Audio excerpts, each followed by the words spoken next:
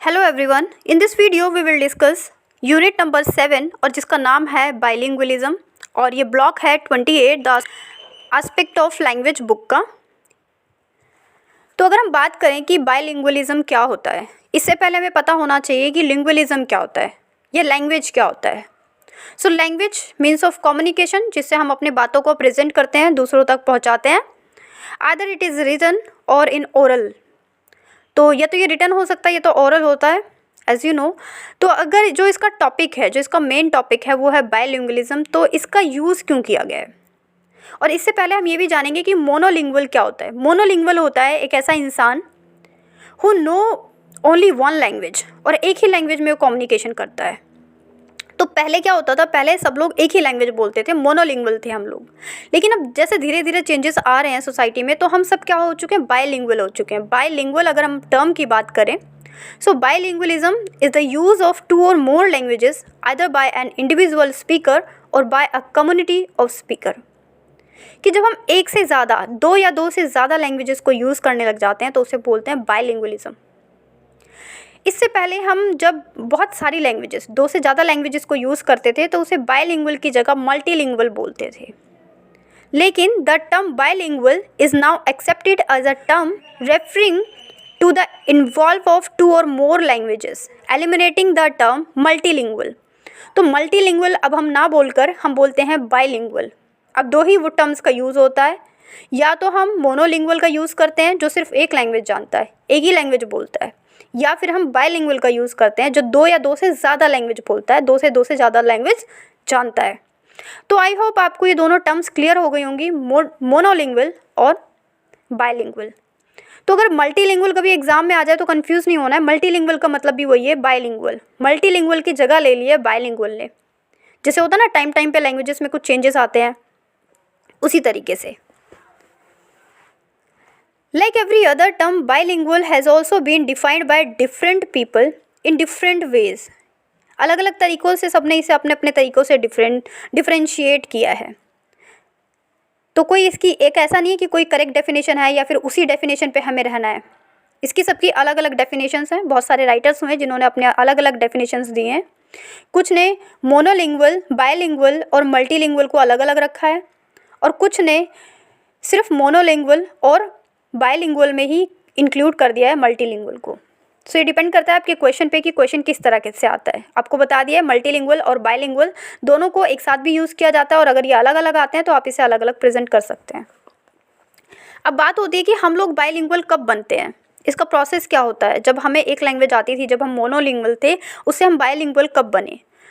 तो यहाँ पर कुछ रीजंस दिए हैं। The reasons behind the depend of the points, जिन पॉइंट्स के ऊपर डिपेंड होके हमने ये जो हम मोनोलिंगुअल से बायलिंगुअल बन गए हैं, वो है the age when person starts learning and the second language. कि जब हम छोटी सी एज पे होते हैं, चाइल्डहुड एज पे होते हैं, तो हम सेकंड लैंग्वेज को लर्न करना सीख लेते हैं। वो भी इसका एक वे होता है, एक प्रोसेस होता है कि हम मल्टीलिंगुअल बन जाते हैं या बायलिंगुअल बन जाते हैं। The circumstances in which learning takes place, या फिर सर्कमस्टांसेस जहाँ पे हम रहते हैं, ये जो लर्निंग का इन्वायरमेंट है, जो हमारा सोशल एरिया है, उसकी वजह से हम बायलिंगुअल बनते हैं। थर्ड है इसमें motivations that person get to learn the second language. अब मोटिवेशन को भी इसके अंदर इंक्लूड किया है कि मोटिवेशन की वजह से भी हम दूसरी लैंग्वेज को सीखते हैं। और encouragement and support by the society, कभी कभी जब कोई हमें इनकरेज करने लग जाता है या सपोर्ट करने लग जाता है, हम तब भी किसी नई लैंग्वेज को सीखते हैं, तो हम बायलिंगुअल बनते हैं। एक लैंग्वेज को छोड़कर हम दूसरी लैंग्वेज को सीखते हैं। यहाँ पे एक चीज़ नोट करने की है कि लैंग्वेज 1 अगर कहीं लिखा है तो लैंग्वेज 1 रिप्रेजेंट कर रहा है मदर टंग को, और लैंग्वेज 2 जो हम एक्वायर करते हैं, चाहे वो इंग्लिश हो सकती है, हिंदी हो सकती है, संस्कृत हो सकती है, बंगाली हो सकती है, कुछ भी हो सकती है। अगर मैं फर्स्ट लैंग्वेज और सेकंड लैंग्वेज को थोड़ा सा इलेबोरेट करूं, तो फर्स्ट लैंग्वेज, अगर आप हिंदी बोलते हैं, आपका बर्थ जो हुआ है वो हिंदी स्पोकन फैमिली में हुआ है, तो आपकी जो फर्स्ट लैंग्वेज है, जो आपकी मदर टंग है, वो है हिंदी। सेकेंड लैंग्वेज, जब आप स्कूल में गए, आपने एडमिशन लिया, वहाँ पे आपको इंग्लिश पढ़ाया जाने लगा, या फिर इंग्लिश का ही टॉकिंग इन्वायरमेंट है, तो जो सेकेंड लैंग्वेज है वो आपकी हो जाएगी इंग्लिश। वहीं पे अगर दूसरा एग्जाम्पल देखें, कोई केरला की फैमिली है, बच्चे का बोर्न हुआ है वो मम्मी पापा उसके दोनों ही इंग्लिश में कम्युनिकेशन करते हैं, तो जो इंग्लिश है उस बच्चे की इंग्लिश लैंग्वेज 1 बन जाएगी क्योंकि वो उसकी मदर टंग है। और इंग्लिश के बाद अगर वो स्कूल में जाता है वहाँ पे उसे फ्रेंच सीखने को मिलती है या फ्रेंच में कम्युनिकेशन स्टार्ट कर देता है, तो वहाँ पे फ्रेंच उसकी सेकंड लैंग्वेज है। तो हर एक इंडिविजुअल की फर्स्ट लैंग्वेज और सेकंड लैंग्वेज अलग अलग होती है। ज़रूरी नहीं है कि अगर मेरी हिंदी लैंग्वेज फर्स्ट है तो आपकी भी मदर टंग या लैंग्वेज 1 हिंदी ही हो। आपकी इंग्लिश हो सकती है, it could be Bengali, it could be Haryanvi, कुछ भी हो सकती है जो हमें अपने नेटिव से मिलती है, अपनी फैमिली से मिलती है, अपने पेरेंट्स से मिलती है। आगे डिस्कस करते हैं। इसमें हमने इसके टाइप्स की बात कर ली थी। जो पहला था the age when a person start learning a second language. इसके अंदर क्या आ जाता है? एग्जाम्पल के लिए, if a child belongs to a well educated family और वो शहर में आ जाता है, ही और she starts learning language 2 as a English. तो अब उसका हिंदी था लेकिन अब उसने इंग्लिश 2 को लर्न करना स्टार्ट कर दिया है। इन दिस केस स्टार्टिंग में क्या होगा कि लैंग्वेज 1 जो कि उसकी हिंदी है, एग्जाम्पल ले रहे हैं हम, तो धीरे धीरे क्या होगा वो अपनी इंग्लिश को सीखने लग जाएगा। As we know that earlier the language is learn easier, कि जब बच्चा यंग एज पे होता है, जब वो छोटा होता है तो उसको लैंग्वेज बहुत आसानी से लर्न हो जाती है। आप देखते होंगे जब बच्चों का बोर्न होता है, अगर वो हरियाणवी फैमिली में पैदा होते हैं तो वो हरियाणवी लैंग्वेज बोलने लग जाते हैं बिना सिखाए। वो किसी हिंदू फैमिली में पैदा होते हैं जहाँ पे हिंदी बोली जाती है तो वो हिंदी बोलते हैं परफेक्शन के साथ। बंगाली फैमिली में पैदा होते हैं तो वो बंगाली बोलते हैं। अगर मम्मी पापा दोनों इंग्लिश में कम्युनिकेट करते हैं तो वो इंग्लिश में बोलने लग जाते हैं। क्यों? क्योंकि जो बेसिक होता है, जो अर्ली एज पे बच्चा होता है, वो लैंग्वेज को जल्दी सीखता है। तो ये इसका एक रीज़न है कि बाइलिंगुअल होने का, जिसको हमने डिस्कस किया। नेक्स्ट इसमें हमने डिस्कस किया था कि सर्कमस्टांसेस की वजह से भी हम बाइलिंगुअल हो जाते हैं या हम बाइलिंगुअल बन जाते हैं। Circumstances play an important role in learning of language 2। Language 2 को सीखने के लिए सर्कमस्टांसेस बहुत ज़्यादा इंपॉर्टेंट होते हैं। It is really matters. और ये कैसे इंट्रोड्यूस होते हैं इससे? फॉर्मली और इनफॉर्मली दोनों तरीक़ों से। कैसे? In contrast to above example let's consider a child. अब यहाँ पे दूसरे चाइल्ड का एग्जाम्पल लेते हैं। कोई बच्चा है जो रूरल इंडिया से बिलोंग करता है, यहाँ पे रूरल इंडिया मतलब विलेज, किसी भी गाँव से बिलोंग करता है। Who will be introduce to English in 5th standard. आपको पता होगा इंडिया में बहुत सारे गांव ऐसे हैं जहाँ पे इंग्लिश को 5th क्लास में इंट्रोड्यूस किया जाता है बच्चे से एज अ सब्जेक्ट। तो अब यहाँ पे देख सकते हैं कि जो उसकी प्रोफिशिएंसी लेवल होगा इंग्लिश में वो कैसा होगा। बिल्कुल हम कह सकते हैं 0 के बराबर या नल या फिर सिर्फ as a subject. There are scenarios where in learners get an informal environment of language 2 as well. Example के लिए अगर हम बात करें कि फॉर्मल क्लासरूम की जो ट्रेनिंग है उसकी, she gets a environment for learning in English. और जो उसका घर है, जो उसका सोशल एरिया, जो उसके पेरेंट्स हैं, वो भी क्या करते हैं? इंग्लिश में ही कम्युनिकेट करते हैं, इंग्लिश में ही बात करते हैं।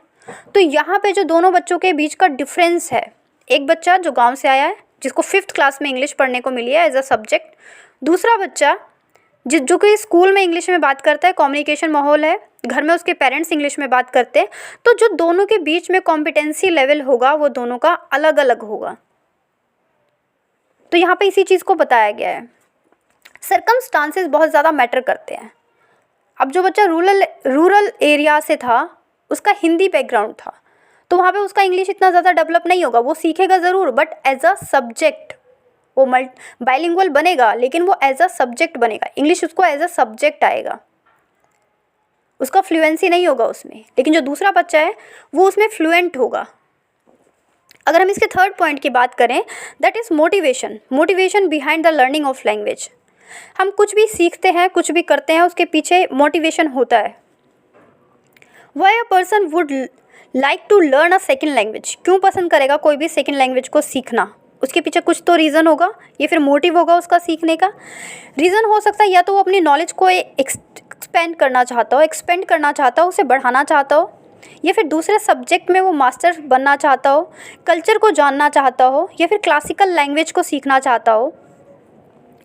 अगर हम एग्जाम्पल के लिए बात करें, a person who decides to learn Sanskrit as a classical language, क्योंकि क्लासिकल लैंग्वेज है इसलिए सीखना है, to acquire more knowledge about the old Aryan culture and literature.